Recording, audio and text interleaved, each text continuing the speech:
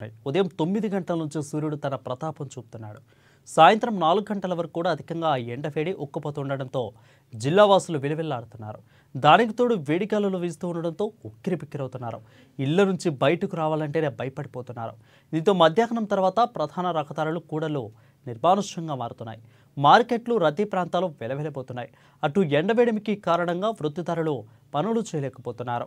ఉపాధి వేతనదారులు, భవన నిర్మాణ కార్మికులు, శ్రామికులు, ఫుట్పాత్ వ్యాపారులు సైతం తీవ్ర ఇబ్బందులు పడుతున్నారు. ప్రధానంగా వృద్ధులు, చిన్నారులు అల్లాడిపోతున్నారు. ప్రయాణికులు, వాహనదారులు కూడా రాకపోకలు సాగించలేకపోతున్నారు. వివిధ పనుల నిమిత్తం బయటకు వచ్చేవారు సైతం ఉదయం 10 నుంచి 11 గంటలలోపు పనులను చూసుకొని ఇళ్ల బాట పడుతున్నారు.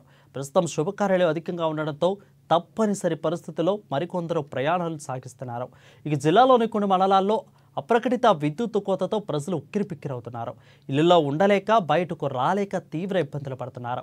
ఇక నెలలో 40 డిగ్రీలు దాటి ఉష్ణోగ్రతలు నమోదవుతుండడంతో ప్రజలు ఆందోళన చెందుతున్నారు. ఇప్పుడే ఇలా ఉంటే ఏప్రిల్, మే నెలలో పరిస్థితి ఏమిటో అని టెన్షన్ పడుతున్నారు. మధ్యాహ్నం సమయాలలో అయితే రికార్డులు ఉష్ణోగ్రతలు నమోదవుతున్నాయి. ఇక చాలా ప్రాంతాల్లో 38 నుంచి 40 డిగ్రీలకు పైగా ఉష్ణోగ్రతలు నమోదవుతున్నాయి.